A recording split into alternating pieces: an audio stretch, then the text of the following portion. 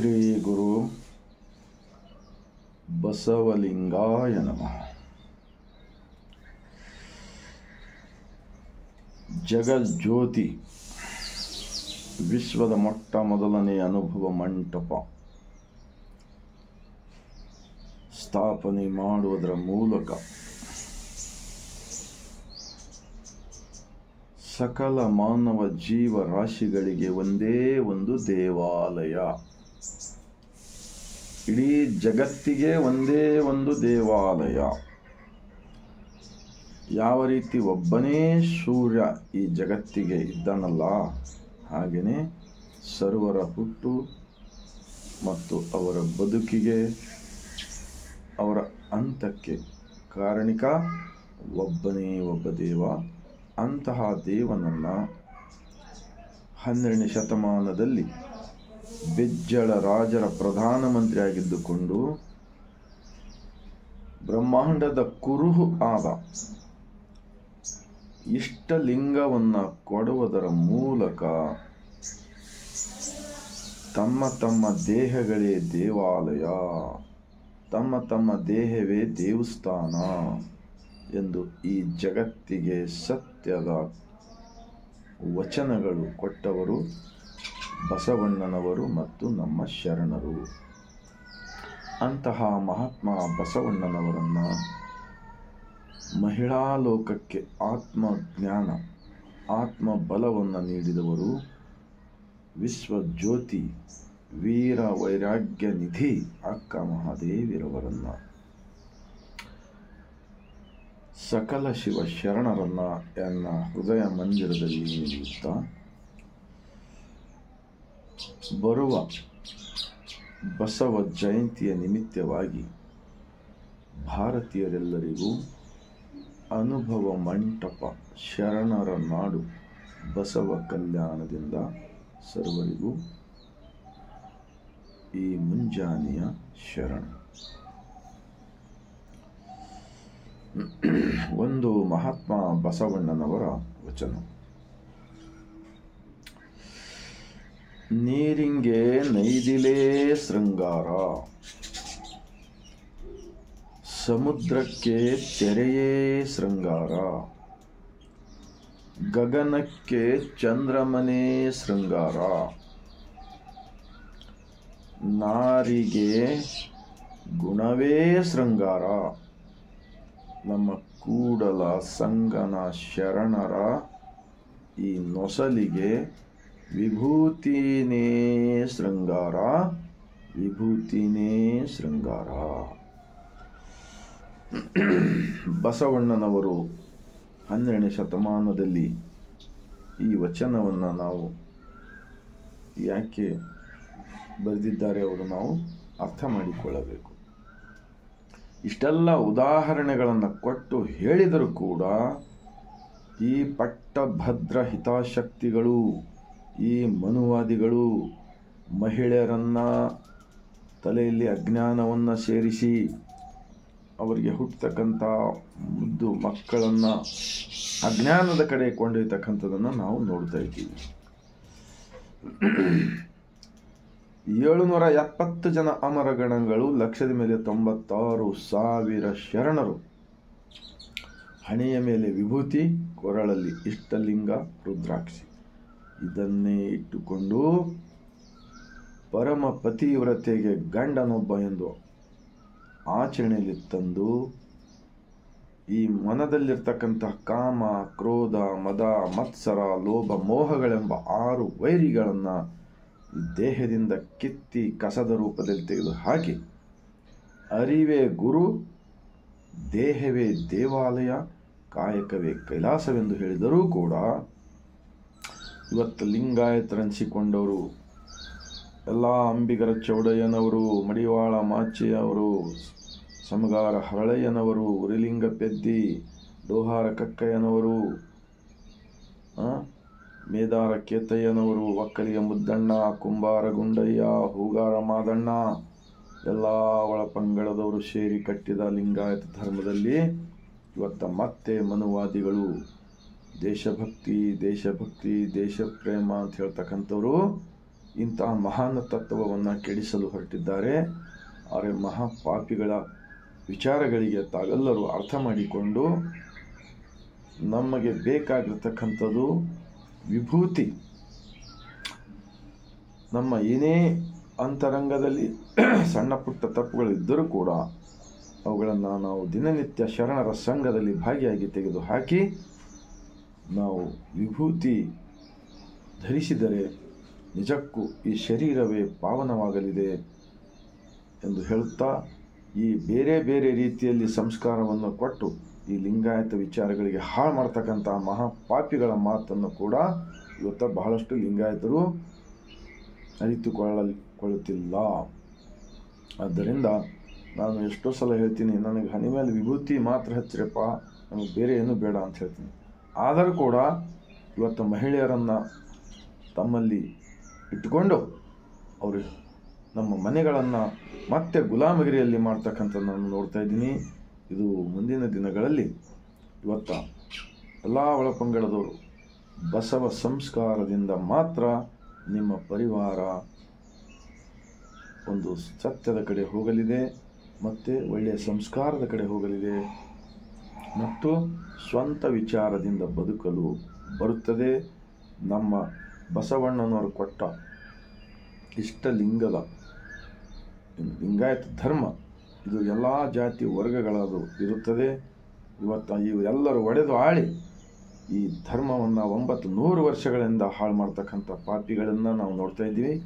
ಬಸವ ಜಯಂತಿಯ ನಿಮಿತ್ತವಾಗಿ ಬೆಂಗಳೂರಿನಿಂದ ಕೂಡಲ ಸಂಗಮದವರೆಗೆ ಬಸವ ಮಂಟಪ, ಅನುಭವ ಮಂಟಪದ ಯಾತ್ರೆ ಕೂಡ ನಮ್ಮ ಇಂದಿನ ಮುಖ್ಯಮಂತ್ರಿ ಸನ್ಮಾನ್ಯ ಶ್ರೀ ಸಿದ್ದರಾಮಯ್ಯರವರು ನಿಜಕ್ಕೂ 12ನೇ ಶತಮಾನದಲ್ಲಿ ಅಣ್ಣ ಬಸವಣ್ಣನವರು ಜ್ಞಾನ ಸೃಷ್ಟಿಕರ್ತನ ಜ್ಞಾನವನ್ನು ಕೊಡುವುದರ ಮೂಲಕ ಎಲ್ಲರೂ ಅರಿವೇ ಗುರು, ಕಾಯಕವೇ ಕೈಲಾಸವೆಂದು ನಂಬಿ ಬದುಕಿ ತೋರಿಸಿ ಆಚರಣೆ ಮಾಡಿ ನಮಗೆ ಕೊಟ್ಟಿದ ವಚನಗಳು ಇವತ್ತು ಎಲ್ಲ ವರ್ಗದವರು ಅರ್ಥ ಮಾಡಿಕೊಳ್ಳಬೇಕು.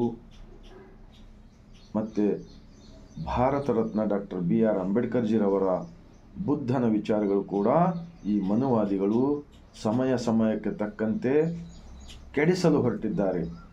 ಎಲ್ಲರೂ ಒಂದು ವೇಳೆ ಅರ್ಥ ಮಾಡಿಕೊಂಡರೆ ನಿಜಕ್ಕೂ ನಾನು ಅದೇ ಪದೇ ಹೇಳ್ತಾ ಇದ್ದೀನಿ, ಮೊಬೈಲ್ ಅನುಭವ ಮಂಟಪ ಅವತ್ತು ಬಸವಣ್ಣನವರು ಒಂದು ಕಡೆ ಸೇರಿಸಿ ಎಲ್ಲ ದುಡಿಯುವ ವರ್ಗದವರನ್ನು, ಉತ್ಪಾದಕರನ್ನು ಜಗತ್ತಿನ ಸತ್ಯದ ಬಗ್ಗೆ ಚಿಂತನೆ ಮಾಡಿದ್ರಲ್ಲ. ಇವತ್ತು ಇಂಥ ಸೌಲಭ್ಯಗಳು ಸಿಕ್ಕಿವೆ, ಮೊಬೈಲ್ಗಳು. ನಾವು ಎಲ್ಲಿ ಕೂತ್ಕೊಂಡು ಕೂಡ ಜಗತ್ತೇ ತುಂಬ ಮಾತಾಡಬಹುದು. ವಚನ ಓದು, ಶರಣರ ವಚನದ ಓದು ಕಾರ್ಯಕ್ರಮ ತಾವೆಲ್ಲರೂ ಮಾಡಿರಿ. ಈ ಡೂಪ್ಲಿಕೇಟ್ ವಚನ ದರ್ಶನ, ಶರಣ ಶಕ್ತಿ, ಈ ಮಹಾ ಮೋಸಗಾರರು, ನಿಜವಾಗಿರ್ತಕ್ಕಂಥ ದೇಶದ್ರೋಹಿಗಳು ಇವರೇ ಇದ್ದಾರೆ ಎಂದು ಇವತ್ತು ಅವರೇ ನಮ್ಮ ಎದುರಿಗೆ ಸಾಕ್ಷಿ ಕೊಡ್ತಾ ಇದ್ದಾರೆ.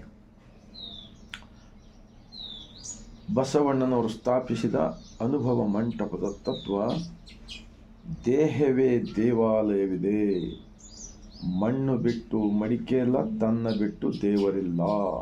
ಆದ್ದರಿಂದಲೇ ಬಸವಣ್ಣನವರು ಹೇಳುತ್ತಾರೆ, ಉಳ್ಳವರು ಶಿವಾಲಯ ಮಾಡುವರು, ನಾನೇನು ಮಾಡಲಿ ಬಡವನೇ. ಬಸವಣ್ಣನವರು ಬಡವರಿದ್ದರಾ? ಅವರು ಮನಸ್ಸು ಮಾಡಿದರೆ ಇಡೀ ಭಾರತ ದೇಶದಾಂತ ಗುಡಿ ಗುಂಡಾರಗಳನ್ನು ಕಟ್ಟಬಹುದಾಗಿತ್ತು. ಆದರೆ ಗುಡಿಗಳನ್ನು ತಿರಸ್ಕಾರ ಮಾಡಿ ಕಾಲೇ ಕಂಬ, ದೇಹವೇ ದೇಗುಲ, ಶಿರವೇ ಹೊನ್ನದ ಕಳಸವೆಂದು ಹೇಳಿಲ್ವಾ? ಮನುವಾದಿಗಳೇ, ನೀವು ವಚನ ದರ್ಶನ ಪುಸ್ತಕ ಬಿಡುಗಡೆ ಮಾಡ್ತಕ್ಕಂಥವ್ರು, ಮೊದಲು ನೀವು ಏಕದೇವ ಉಪಾಸಕರಾಗಿರಿ, ಸರ್ವ ಜೀವಿಗಳಲ್ಲಿ ದೇವರನ್ನು ಕಾಣಿರಿ. ಈ ಮನುಷ್ಯರ ಜೊತೆ ಜಗಳ ಹಚ್ಚುವುದು, ಜಾತಿವಾದ, ಭೇದ ಭಾವ, ಮೇಲು ಕೀಳು, ದೇವರ ಹೆಸರ ಮೇಲೆ, ಧರ್ಮದ ಹೆಸರ ಮೇಲೆ ದಿನನಿತ್ಯ ದೇಶಾದ್ಯಂತ ಹಾಳು ಮಾಡ್ತಕ್ಕಂಥದ್ದೇನು ಮಾಡ್ತಾ ಇದ್ದೀರಲ್ಲ. ಮತ್ತು ನೀವು ಬಸವಣ್ಣನವ್ರದ್ದು, ಬುದ್ಧನವರದ, ಅಂಬೇಡ್ಕರ್ ಅವ್ರ ವಿಚಾರಗಳನ್ನು ಹಾಳು ಮಾಡಲು ಹೊರಟಿದ್ರಿ. ಇದು ತಪ್ಪು. ಯಾಕಂದರೆ ನಾನು ಕೂಡ ಗೊತ್ತಿದ್ದಿಲ್ಲ. ನಾನು ಮೂಢ ಆಚರಣೆಗಳು ಬಹಳ ಮಾಡಿದ್ದೇನೆ ಹಿಂದೆ, 26 ವರ್ಷಗಳ ಹಿಂದೆ. ನಾವು ಏನು ದುಡ್ಡು ಕೆಲಸ ಮಾಡಿ ಸಿಗ್ತಿತ್ತು ಅದೆಲ್ಲ ದೇವ್ರ ಹೆಸರ ಮೇಲೆ, ಆ ಗುಡಿ, ಆ ಪೂಜೆ, ಈ ಪೂಜೆ ಅಂಥೇಳಿ ಎಲ್ಲ ಬೆಸ್ಟ್ ಮಾಡ್ತಾಯಿದ್ವಿ. ಇವತ್ತು ನಾನು ಖಂಡಿತವಾಗಿ ಹೇಳ್ತೀನಿ, ನಾನು ಯಾವುದೇ ಮೂಢಾಚರಣೆಗಳು ಒಂದು ಕೂದಲು ಎಳೆದು ಕೂಡ ನಂಬುವುದಿಲ್ಲ. ಈ ಜೀವದಲ್ಲಿ ಜೀವವಿರೋ ತನಕ ತಾವು ಕೂಡ ಇಂಥ ವಿಚಾರ ಕಡೆ ಬನ್ನಿರಿ. ಮತ್ತು ಆರೋಗ್ಯವಂತ ದೇಹಗಳನ್ನು ಕಟ್ಟಿಕೊಳ್ಳಲು ಬರುತ್ತದೆ. ಮತ್ತು ನಿಮ್ಮ ಮನೆಗಳಲ್ಲಿರ್ತಕ್ಕಂಥ ಮಕ್ಕಳನ್ನು ಬಸವ ಸಂಸ್ಕಾರ, ಭಾರತ ರತ್ನ ಡಾಕ್ಟರ್ BR ಅಂಬೇಡ್ಕರ್ ಅವರ ಸಂಸ್ಕಾರ, ಬುದ್ಧನ ಸಂಸ್ಕಾರ, ಹೀಗೆ ಏಕದೇವ ಉಪಾಸನೆಯ ತತ್ವ ಯಾವುದೇ ಇರಲಿ, ಏಕದೇವ ಉಪಾಸನೆ ಅವೆಲ್ಲವೂ ಕೂಡ ನೀವು ಅಳವಡಿಸಿಕೊಂಡು ದಿನನಿತ್ಯ ತಮ್ಮ ತಮ್ಮ ಮನೆಗಳಲ್ಲಿ ಒಂದು 5 ನಿಮಿಷ 10 ನಿಮಿಷ ವಚನಗಳ ಮೂಲಕ ಪ್ರಾರ್ಥನೆ ಮಾಡಿರಿ, ಲಿಂಗ ಧ್ಯಾನ ಮಾಡಿರಿ. ಆ ನಂತರ ನಮಗೆ ಎಲ್ಲವನ್ನು ಕೊಟ್ಟು ಸಲ್ಲತಕ್ಕಂಥ ಜಗದೀಶ ನಮ್ಮ ಒಳಗೆ ಇದ್ದಾನೆ, ಇವನಿಗೆ ಧನ್ಯವಾದಗಳನ್ನು ಹೇಳಿದರೆ ಇಡೀ ಸೃಷ್ಟಿಕರ್ತನಿಗೆ ಧನ್ಯವಾದಗಳನ್ನು ಹೇಳಿದಂತೆ ಆಗುತ್ತದೆ ಆಗುತ್ತದೆ ಆಗುತ್ತದೆ ಎಂದು ಈ ಸತ್ಯವನ್ನು ಹೇಳುವುದರ ಮೂಲಕ ತಮ್ಮೆಲ್ಲರಿಗೂ ಈ ಸತ್ಯವನ್ನು ಅರ್ಥವಾಗಿದ್ದಾದರೆ ನೀವು ಸ್ವಲ್ಪ ಸ್ವಲ್ಪ ಮೂಢ ರೂಢಿನಿಂದ ಹೊರಗೆ ಬನ್ನಿರಿ.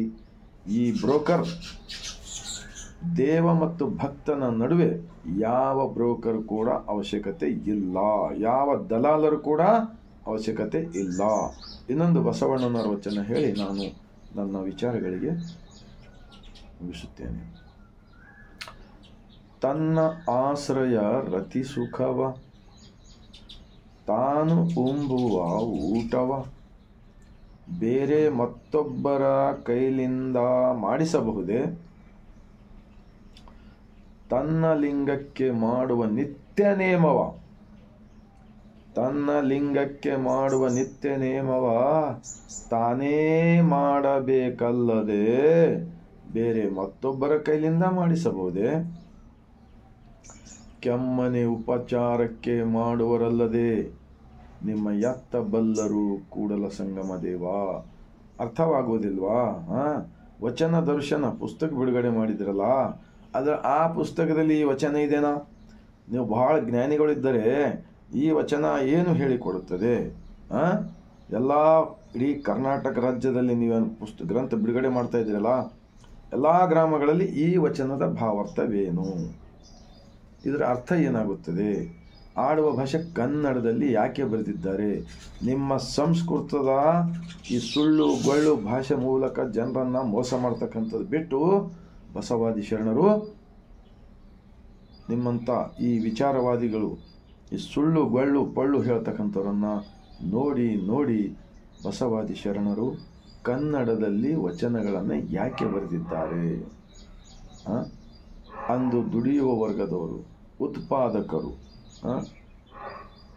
ಹೊಲದಲ್ಲಿ ಬೆಳೆ ಬೆಳೆಸ್ತಕ್ಕಂಥವ್ರು, ಎಲ್ಲ ಕಾಯಕ ಮಾಡ್ತಕ್ಕಂಥವ್ರು ಅವರೇ ಬರೆದಿದ್ದಾರಲ್ಲ ಇವೆಲ್ಲ ಶರಣರ ವಚನಗಳು. ಈ ಮೈಗಳ್ಳರು, ಇವ್ರು ಕಾಮ್ಚೋರ್, ಈ ಗುಡಿ ಗುಂಡಾರ ಜಾತ್ರೆ ಎಲ್ಲ ಮಾಡಿ ಮಾಡಿ ಮಾಡಿ ಇವರೆಲ್ಲರನ್ನ ಅಜ್ಞಾನದಲ್ಲಿ ಹಾಕಿ ಇವತ್ತ ಎಲ್ಲರನ್ನ ಒಡೆದು ಆಳುತ್ತಿದ್ದಾರೆ. ಎಲ್ಲರನ್ನ ಒಡೆದು ಆಳ್ತಕ್ಕಂಥ ಈ ಮಹಾಪಾಪಿಗಳು ಇವತ್ತು ದೇಶದಲ್ಲಿ ಇದನ್ನು ನಿಲ್ಲಬೇಕು. ದೇಶಭಕ್ತಿ ದೇಶಭಕ್ತಿ, ರಾಷ್ಟ್ರಭಕ್ತಿ ರಾಷ್ಟ್ರಭಕ್ತಿ, ಮುಂಜಾನೆಯಿಂದ ಸಾಯಂಕಾಲವರೆಗೆ ಹೇಳಿ ಹೇಳಿ ಆ ಮುಗ್ಧ ಜನರನ್ನು ಅಜ್ಞಾನಿಗಳನ್ನಾಗಿ ಮಾಡ್ತಕ್ಕಂಥದ್ದು ನಾವು ನೋಡ್ತಾ ಇದ್ದೀವಲ್ಲ. ಇದು ಒಂದು ಥರ ದೇಶದಲ್ಲಿಯೇ ವಿದೇಶಿಗರು ಇದ್ದಾರೆ ಅಂತೇಳಿ ನನಗೆ ಅನಿಸುತ್ತದೆ. ನಮ್ಮ ದೇಶದಲ್ಲಿಯೇ ಬ್ರಿಟಿಷರು ಹೋಗಿಬಿಟ್ರು, ಎಲ್ಲ ಈ ದೇಶಕ್ಕೆ ಹಾಳು ಮಾಡಿ ಇಲ್ಲಿನೆಲ್ಲ ಲೂಟಿ ಮಾಡಿ ಹೋಗ್ಬಿಟ್ರು.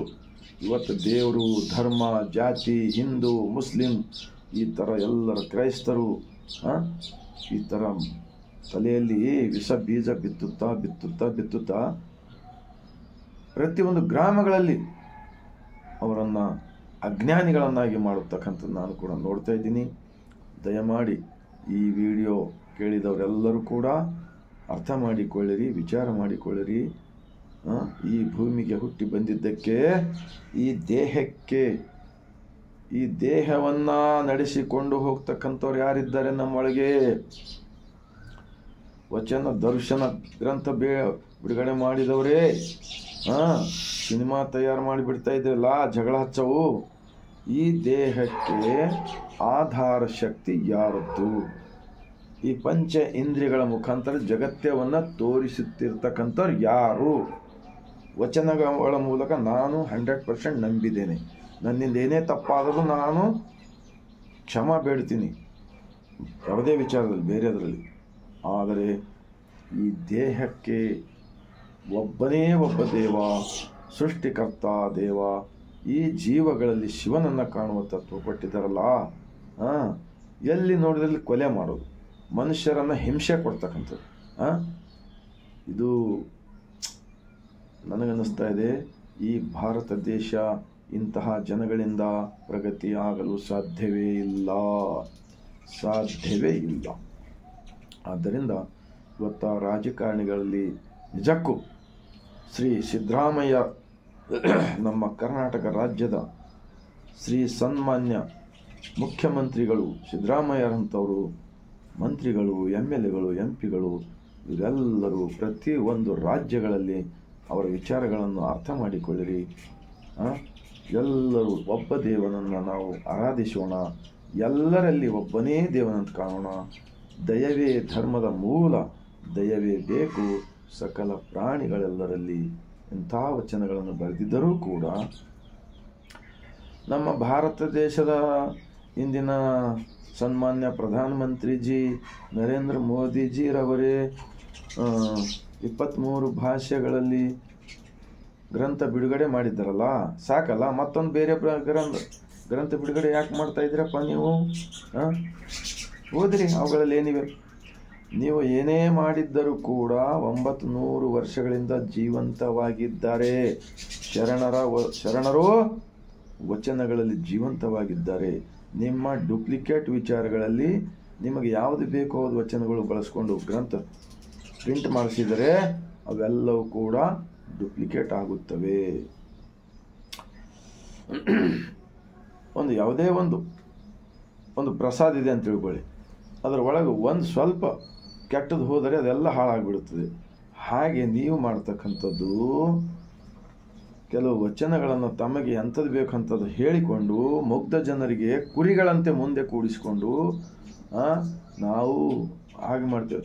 ನಾ ಅವತ್ತೇ ನೋಡೀನಿ, ಶುರು ಸ್ಟಾರ್ಟಿಂಗ್ ಆ ಬುಕ್ನೂ ಓದಿಲ್ಲ, ಆ ಬುಕ್ಕಿನ ಮೇಲೆ ಏನು ಭಾವಚಿತ್ರಗಳು ನೋಡಿದಿಲ್ಲ, ಆ ಬಾಣು, ಬಿಲ್ಲು, ಅದು ಇದು, ಅವತ್ತೇ ನಾನು ತಿರಸ್ಕಾರ ಮಾಡಿದ್ದೇನೆ. ಅಂದರೆ ಜನರಿಗೆ ಮೋಸ ಮಾಡ್ತಕ್ಕಂಥದ್ದು ಕಾರ್ಯ ಮತ್ತೆ ಪ್ರಾರಂಭ ಮಾಡಿದಾರಲ್ಲಪ್ಪ ಇವರು ಅಂತೇಳಿ ಅವತ್ತೇ ನನಗೆ ಗೊತ್ತಾಗಿತ್ತು.